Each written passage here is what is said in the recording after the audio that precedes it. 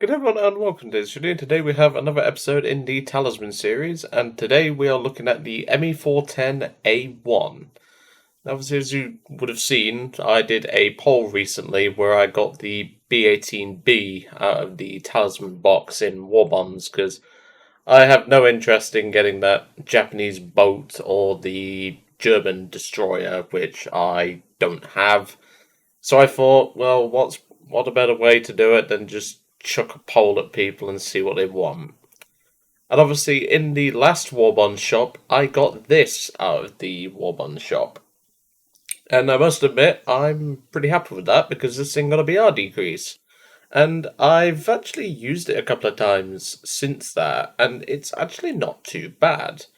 Obviously, it's still a 410, so it's not going to be meta-defining at 3.3, and a down tier it can do a lot more work.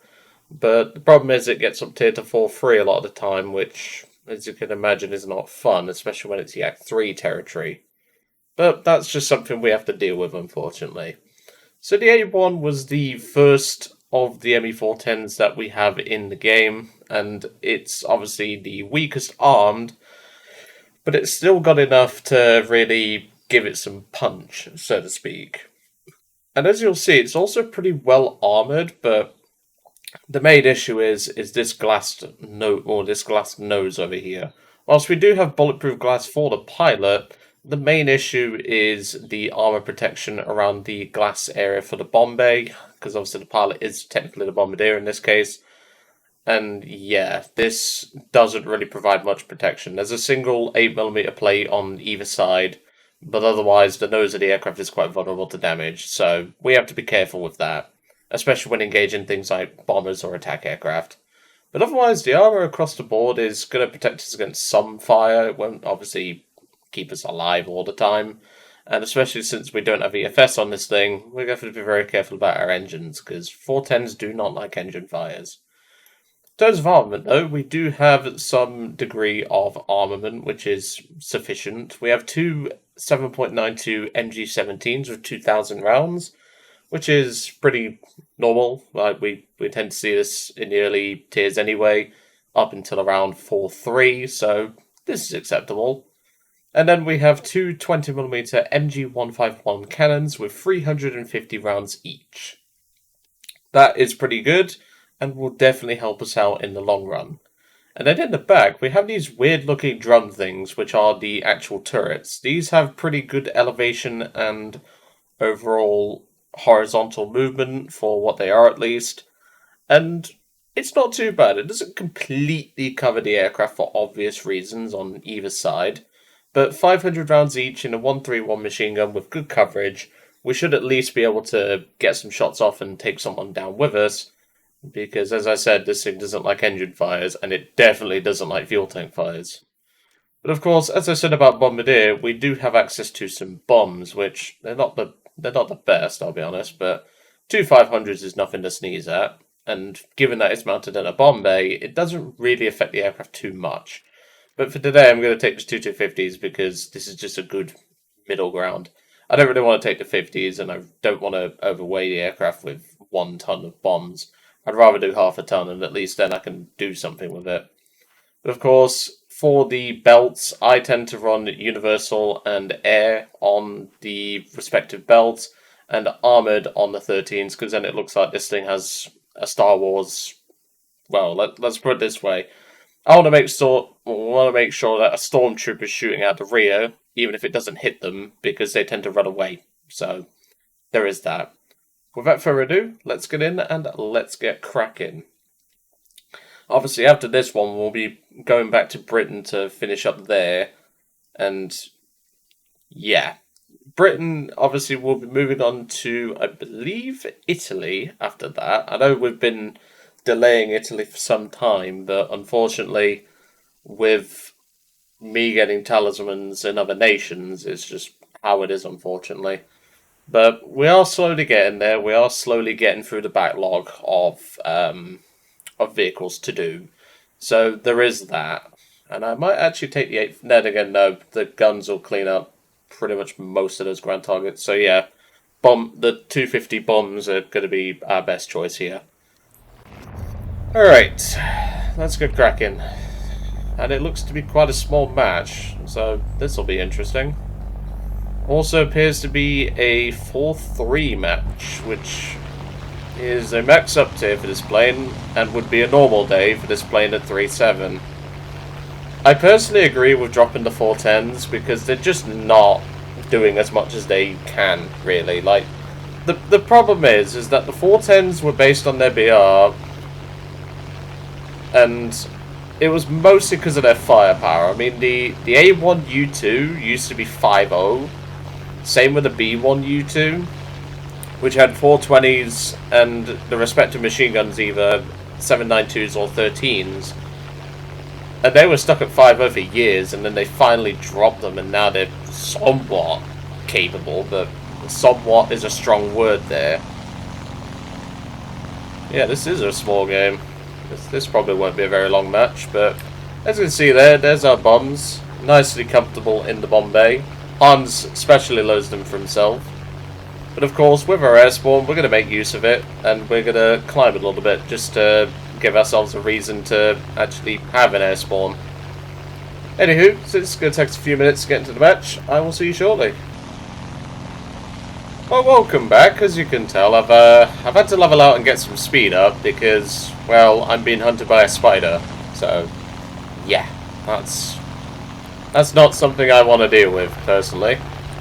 On a side note, I would love for this thing to have its old air spawn back, because I would be I wouldn't be at the P-61's altitude, but I'd be a bit more comfortable instead of where I am at the moment, because at the minute I've got Spitfire coming in, and there's also a Corsair, which I really don't want to deal with. Now, if there's one thing we might try and do, it's use our little trick, because not many people remember the 410 actually has it, but I don't think it's going to come into play, unfortunately. Our speed, though, definitely will. We are pulling away from the Spitfire at the minute. And that's one thing that this thing can do, it's run. This thing's very fast, especially when you get it wound up. I'm just worried about that Black Widow. It's now time to demonstrate, which I'm sure not many people actually remember about the 410.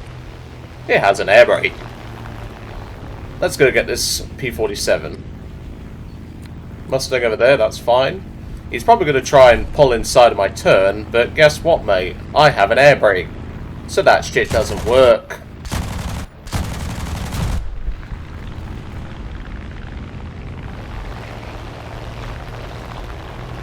Now, he might outturn us in the long run, but that's why we have flaps. So I'll retract the air brake because I'm feeling a bit of stiffness in the airframe.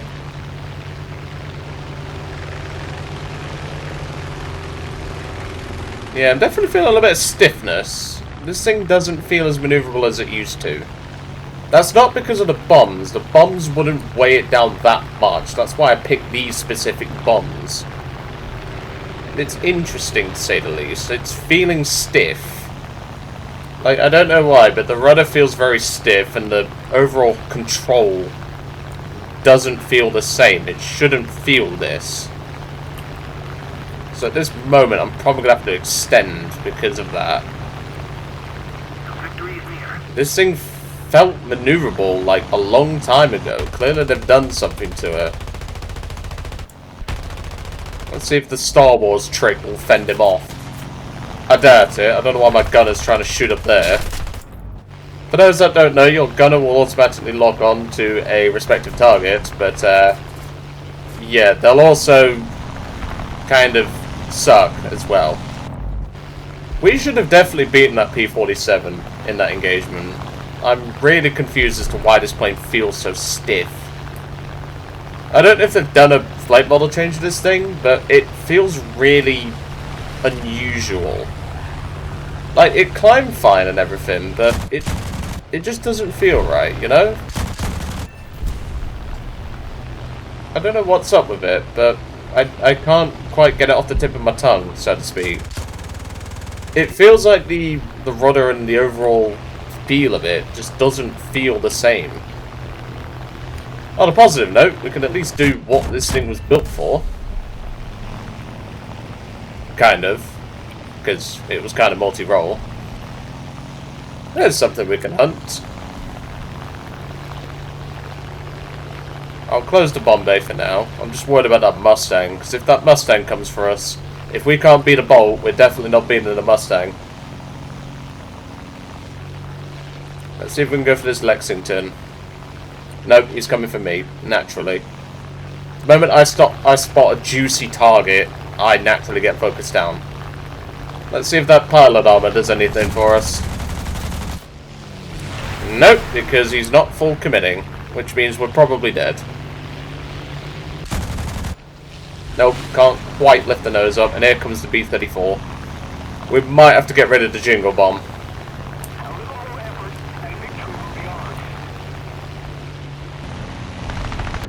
Yep, we're gonna Jingle Bomb. Jingle Bomb. I'll take that. I'm getting hits, but naturally these guns don't do jack all. Oh, we got a fire. Is he gonna go down? And obviously the new stupid mechanic of critical damage, whatever it's called. There it is. We got him. Alright, well after that Jingle Bomb, and that teammate deciding to do a day Taurus, I'll see you all in Game 2. And welcome to the second match. We actually got something usable for this match, because at least we'll have an advantage with our S1.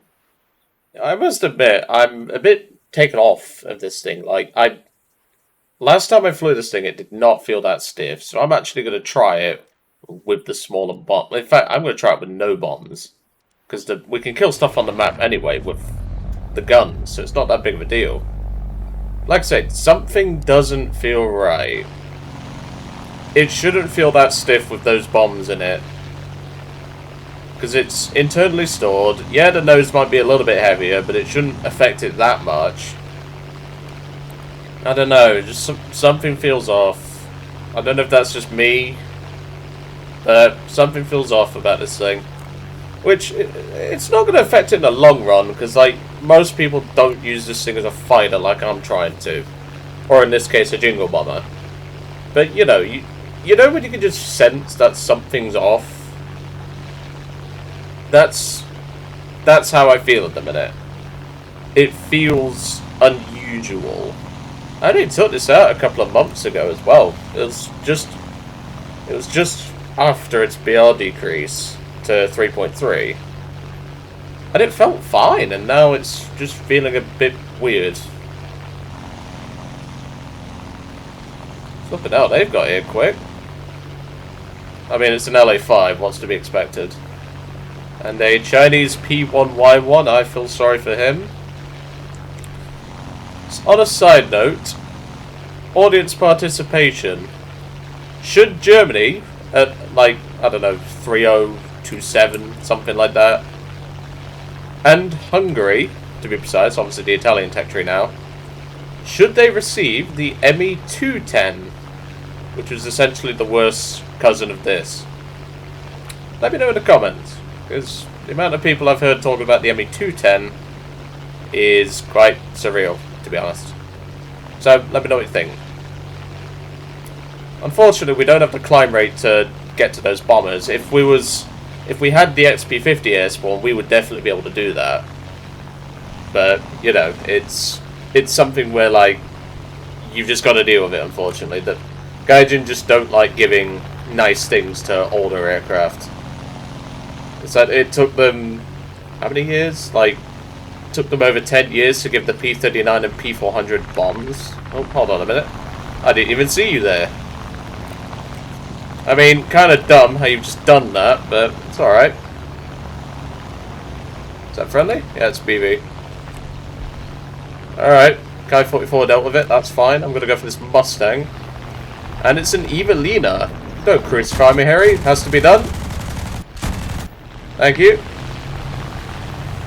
Sorry, Harry, but it has to be done. He brings shame to the Emperor. Looks like that Peshka's going for ground targets now, so I will not deal with a Peshka for now. Although it is tempting. But then again, that would be the mindset of a bomber zombie, so no. And plus he's already dead, so I'm going to go for the Hellcat. If he doesn't die, that is. At least now I can demonstrate the air brake again. Honestly, having this thing just really helps this aircraft with its stiffness. Yeah, I'll take it. That's technically 2 assists. I'll take it. Oh shit, there's more here. Well, at least I retracted the air brake this time.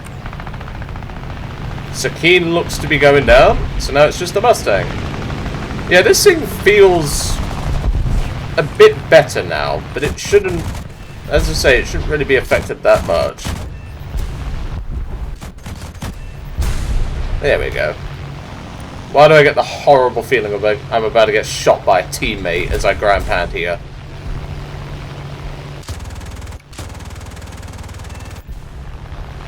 At least I can help out with the bases if need be. That's one thing I do like.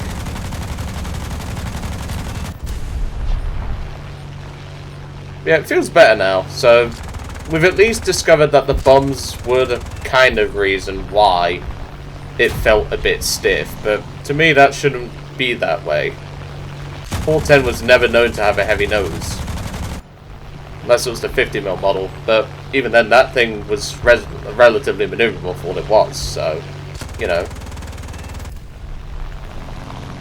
So all I've got left is the years, and I don't give a shit about those, so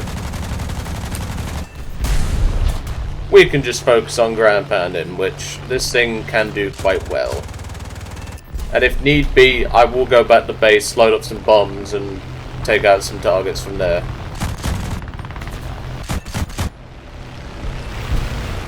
I'm only firing short bursts of the cannon, because there might come a time where I need to deal with the with not only the pillboxes, but also the bombers, just in case. So I'm only firing short bursts. Obviously, we do have a lot of ammo, so I'm not too worried about that. But, you know.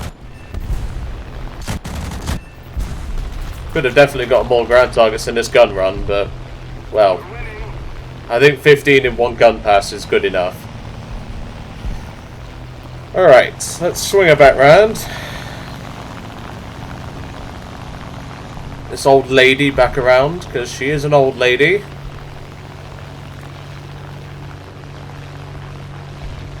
The is just about on the runway. That one's getting swarmed and is now dead.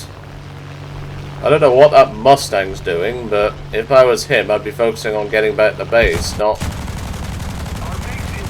potentially ground pounding, which, you know, I'd be trying to get that thing back to base, but that's me.